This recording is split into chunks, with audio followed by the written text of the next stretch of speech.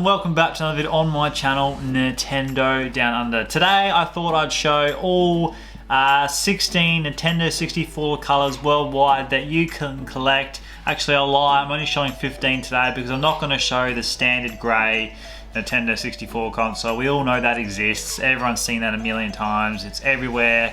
So I'm going to show you the different color variants, whereabouts in the world that they are from, how rare they are, stuff like that. And I'll basically just get started in this big pile I got here. So the first one I'll grab down is the dark blue Pokemon Pikachu Nintendo 64 console. This variant is from Toys R Us. It comes with Hey You Pikachu. Really cool back in the day how you could talk and stuff like that. It's a really nice box. You can pick this variant up as well in places like Europe, the UK and Germany. They have their own sort of variants, but I've got the US one, the Toys R Us exclusive, so that's really cool. That one. Next I've got another Pokemon console, so Pikachu console. So this one's from Japan. Yeah, really cool. Should have said this about the last one as well, that you know, when you turn the power on, his cheeks light up, the Pokeball is like the power button, and his foot is the reset. So that's a really cool console. And yeah, the Japanese console for some reason don't come with a backing, like they lift off, as you can see, and there they just slide back on. So these boxes don't have the consoles in them, just for weight reasons. All my consoles are displayed very nicely in my display cabinet, which I've shown many times on different YouTube videos and room tours and on my Instagram page if you haven't checked that out before. So yeah, so that's the second Nintendo 64 color.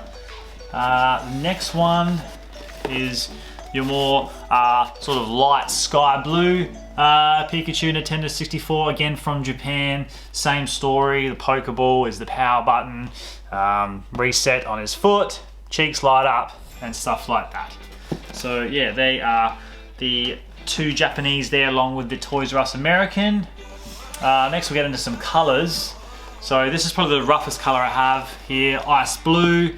Still not bad, but it's got like a couple of pencil marks on it and a few dents and scratches, but still not too bad. So this is from, you know, OzPow. So OzPow, you can see the colors you can get. I'll put it a bit closer to the camera. As you can see there, for some reason Australia did not release a fire red. That's really annoying. Not fire red, watermelon red. That's really annoying. So I had to go international to get that to complete my set, but it's really frustrating that Australia didn't have the watermelon red because that's a cool color. So that's the ice blue. Next up, as we're talking, is the watermelon red. So this constant, like the watermelon reds, sorry, because this is from America, it's a bit smaller. I'll compare it with like a fire orange, which I'll show you guys next. As you can, I don't know if you guys can see, but the box just, maybe not, but the box is just a touch bigger. It's just a touch bigger than this one. But yeah, I love the color. It makes me want to have watermelon. Yeah, it looks, you know, really, I don't know, something I'd have in summer. I don't know how to describe it to you. I'm sure if you own a watermelon red, it's a beautiful console. Again, because I couldn't get this in Australia, I had to do a trade with a mate in America. I had a console that he saw he wanted. I purchased it for him, sent it his way, and then he sent me this back. So it was a cool trade. We did that, I don't know, 3 or 4 years ago now. And we're still, you know, good mates now and discuss Nintendo all the time. So yeah, cool stuff like that when it comes to the collecting community. But yes, that's the watermelon red. We'll chuck that over here. Next, as I showed before, is the fire orange Nintendo 64. Yeah, really cool color. I love how Nintendo 64 did all these different colors. It's probably the most popular console to collect for because of their games and colors and consoles and controllers, so much you could collect for. Nintendo did such a great job back in the day. It'd be cool if they did something like this again. I'm not sure if they ever will, but yeah, it makes the Nintendo 64 really unique and special, I feel. But yeah, there's fire orange, really nice, nice box, and pretty, you know, not mint, but in really nice condition indeed. Next up is in a protective case. I won't get that out. Sorry if the plastic reflects a bit, but it's a jungle green. Green is my favorite color. I love this. It's a really nice box inside. But yeah, I don't have protective cases for all of my Nintendo 64s as you've seen, but I do have some, and I spend most of my protective cases on my special editions in my room, which I'm not showing today, I'm just showing the colours. Any spare ones I put on some colours. So yeah, that is the Jungle Green Nintendo 64 power. You can get this pretty much all over the world. Same with the Fire Orange and the Ice Blue. You can get that anywhere in the world, really. Next up is my Grape Purple Nintendo 64. Another beautiful colour. It's also referred to as Midnight Blue in Japan. You can get a Japanese version of this. Again, it's available all around the world. So that is my Grape Purple Nintendo 64. I have two of these actually, because I have like a biggest names in games, an Australian exclusive where you can only get in Australia, where the border colours like orange or something different. I'll show you guys after that. I'm going to show my smoke, clear, grey, whatever they want to call it, depending what regions you're from. Another really awesome console, an Australian exclusive. Even though it's in Australia, it's still even really hard to find. Yeah, it's a beautiful console. Yeah, it comes with the I Choose You Pokemon VCR, I was about to say DVD, but we're even going back to the old VCR videotape days. Yeah, so it's even hard to find here in Australia. I'm pretty sure there's a European version of this, but it's a little bit different. Don't quote me on that one. But yeah, collectors are always looking out for these boxes. Yeah, so I'll put that down as well. Next up, I'll show my... This is what I was talking about before. So this is in a really solid case. This is an acrylic case. This is the biggest names in games charcoal. So yeah, if you can see on the side here, you get Grape Purple, Fire Orange, and this charcoal. Biggest names in games Australian exclusives. So I went on consolevariations.com and they have this console listed, but they don't have the Grape Purple and Fire Orange biggest names in games console listed. So I sent in some photos to say, hey, you don't have this variant, and they declined it. Like, I don't understand. Like, it exists, it's out there, people have it, I just showed you proof of it, and they didn't want to add it to their inventory, so I'm not sure what's up with that, because they have added this one, but not the Grape Purple and Fire Orange. So we'll see about what they're going to do about that one day, but I did my best. So if anyone out there, I don't know, attached to consolevariations.com, get on them, because there's two consoles there they don't have. Next, a very hard one to find, very collectible, is the Direhawks Nintendo 64, only available in Dire stores. So it's referred to as the Direhawks N64, but it's actually the proper name is Dire 64. A lot of people, you know, attach it to the baseball team in Japan, but its actual true name is the Dire 64. So I'm not sure if everyone knew that one. Next up is a really minty gold Japanese Nintendo 64 box. Again, because it's Japanese, these slide off the back.